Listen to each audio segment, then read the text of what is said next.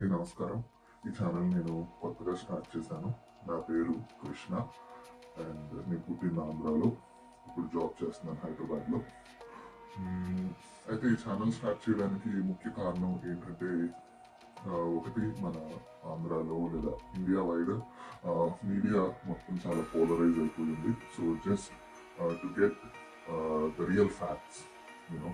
And the political scholar and the Britain, and I'm seeing following politics since so long, since 2003, and I just want to, get the facts about a political leader's character and the political party ideology ni జనాల ముందు పెట్టాలనేసి channel start చేశాను. So ఫస్ట్గా మనం టాపిక్లోకి వెళ్ళిపోదాం. Pawan Kalyan character not only you know as a రాజకీయ నాయకుడుగా బట్ పర్సనల్గా కూడా వాట్స్ మై అబ్జర్వేషన్, ఎందుకంటే తను నేను 2006-2005 నుంచి ఫాలో అవుతున్నాను పవన్ కళ్యాణ్ మూవీ కెరియర్ని. ఆ తర్వాత ప్రజారాజ్యం పార్టీ, ఆ తర్వాత ఇప్పుడు జనసేన పార్టీ, ఆ తర్వాత ఇప్పుడు డిప్యూటీ సీఎం ఆంధ్రప్రదేశ్కి.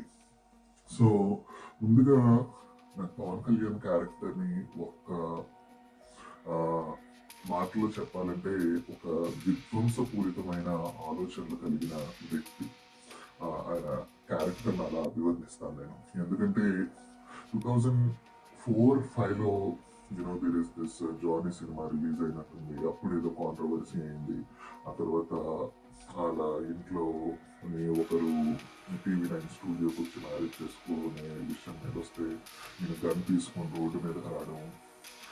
ఒక కోట్లాది మంది అభిమానులు ఉన్న ఒక పర్సన్ మనం ఒక రెస్పాన్సిబుల్ పొజిషన్లో ఉన్నప్పుడు, ఒక రెస్పెక్టబుల్ ఫిగర్గా ఉన్నప్పుడు మనం మన యాక్షన్స్ ఎంతమంది ఇన్ఫ్లుయెన్స్ చేస్తాయి అని ఖచ్చితంగా ఆలోచన చేసుకొని దాన్ని బట్టి మలుసుకోవాలి. అంతేగాని ఇటువంటి విధ్వంసకరమైన అనాలోచితమైన నిర్ణయాలు తీసుకుంటే అది చాలా ఇంపాక్ట్ ఉంటాయి. సో ఇదొక్కటే కాదు, ఇంకా చాలా విషయాలు ఉన్నాయి. ఆ తర్వాత 2008లో ఆయన ప్రజారాజ్యంగా ఆయన స్పీచెస్ కానీ మీరు ఒకసారి వెనక్కి చూడండి, చాలా జనాల్ని రెచ్చగొట్టే విధంగా ఆయన మాటలు ఉంటాయి. ప్లస్ ఇంకొకటి ఆయన రాజకీయాల్లో చూసినప్పుడు నాకు ఒక క్లియర్ కట్ అబ్జర్వేషన్ ఏమొస్తుంది అంటే, ఆయన జనాలకి ఏదో మంచి చేద్దాము అనే దానికంటే వైఎస్ కుటుంబం మీద, వైఎస్ఆర్ ఫ్యామిలీ మీద ఏదో సొంత పగ ప్రతీకారం తీర్చుకోవాలి అని ఆయన ఆలోచన అన్నట్టు నాకు అనిపిస్తుంది. ఎందుకంటే 2008-9లో ఆయన ప్రజారాజ్యం పెట్టినప్పుడు కూడా, నేను అలానే ప్రజారాజ్యం పెట్టి యువరాజ్యానికి అధికారి ప్రతినిధిగా లేదా అధ్యక్షుడిగా ఉన్నప్పుడు కూడా అప్పుడు రాజశేఖర రెడ్డి సీఎం నాకు తెలుసు. ఐ మీన్ మీ అందరికీ కూడా తెలుసు. ఆయన రాష్ట్ర స్పీచెస్ లో రాజశేఖర రెడ్డి పంచులు కూడా తీసుకొడతాను, కాంగ్రెస్ నాయకుల్ని గుడ్డలు కూడా తీసుకొడతాను, రోడ్ల మీద పరిగెత్తించి కొడతాను. ఐ మీన్ నువ్వు అధికారం కోసం చేయాలి అనుకున్నప్పుడు నువ్వు జనాలకి ఏం చేయాలో చెప్పాలి, కానీ నేను ఆమె రోడ్డు పంచు కూడా తీసుకొడతాను, ఆమె రోడ్డు తీసుకొడతాను అనేది ఒక నాయకుడి లక్షణం కాదు. అది ఏముందో అలాగా చాలా మంది మాట్లాడుకుంటారు, మనం కూడా మాట్లాడుకుంటాము. నేను అలా చేస్తాను, ఇలా చేస్తాను అని మనం కూడా వేరే వాళ్ళు తిడతాం. కానీ మనము పవన్ కళ్యాణ్ ఒకటి కాదు కదా, మనకి ఆయనకి చాలా డిఫరెన్స్ ఉంది. ఆయన ఒక రెస్పాన్సిబుల్ ఫిగర్ గా రెస్పెక్టబుల్ పొజిషన్ లో ఉన్నప్పుడు దానికి తగ్గ గౌరవం ఇవ్వాలి. అంతేగాని ఆ ఆ పొజిషన్ కి గౌరవం తగ్గించే విధానంగా మనం ప్రవర్తించకూడదు.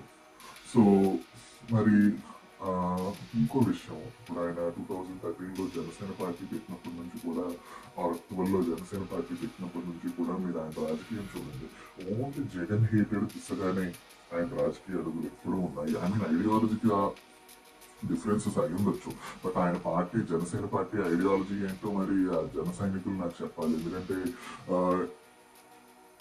ఐ మీన్ 2012లో పార్టీ పెట్టాక బీజేపీ టీడీపీతో కలిసి పోటీ చేశారు.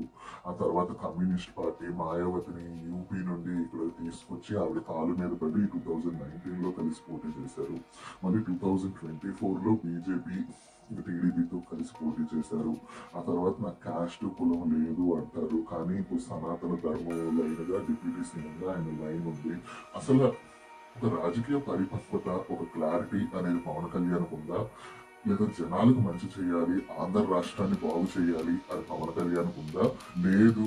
అంటే జగన్ ని సర్వనాశనం చేయాలి అనే ఒక్కటే ఆయన ఎజెండానా? ఇప్పుడు మన ఇంట్లో మన పేరెంట్స్ లేదా మా అమ్మా నాన్న లేదా మీ అమ్మా నాన్న కూడా అయి ఉండొచ్చు. ఏం చెప్తారు? మనం ఎదగాలి అనుకోవాలి కానీ పక్కుడు పాడైపోవాలి అనుకోకూడదు. మన ఎదుగుదలకు పక్కుల్ని కిందకు లాగాలి అని మనం అనుకోకూడదు.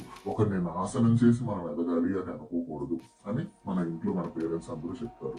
కానీ పవన్ కళ్యాణ్ వ్యవహారం దీనికి పూర్తి భిన్నంగా ఉంటుంది. ఆయన రాష్ట్రాన్ని బాగు చేయాలి, ఆంధ్ర ప్రజల్ని బాగు చేయాలి, నీకు ఇది చేస్తాను, పేద ప్రజల్ని బాగు చేయాలి అని ఆయన ఎప్పుడు అనడు. ఆయన ఎప్పుడు ఏ జగన్ నేను అద పాతాలని తొక్కేస్తాను, నిన్ను గుడ్డలు కూడా తీసి కొడతాను, ఏ జగన్ అనలేదా నిన్ను కూడా ఫుల్ కింద మీద వాయిస్తాను, నువ్వు రారా బయటికి అనేసి. కానీ ఒక రాజకీయ నాయకుడిగా ఉన్నప్పుడు నువ్వు నీ నోరు కొంచెం అదుపులో పెట్టుకొని నువ్వు నలుగురికి మంచి మాటలు చెప్పి ఉండాలి కానీ అంతేగాని ఆళ్ళ తొక్కుతాను ఏళ్ళ తొక్కుతాను నేను ఎదుగుతాను అంటే కుదరదు.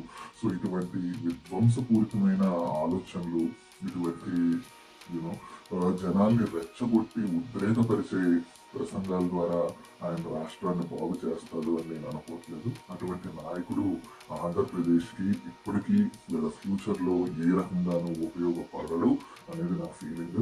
ఇది ఆంధ్రప్రదేశ్ ప్రజలు కూడా త్వరలోనే గమనించి ఐ మీన్ వాళ్ళు తీసుకున్న నిర్ణయాన్ని సరి చేసుకుంటారు అనేసి దీంతో ముగిస్తున్నాను.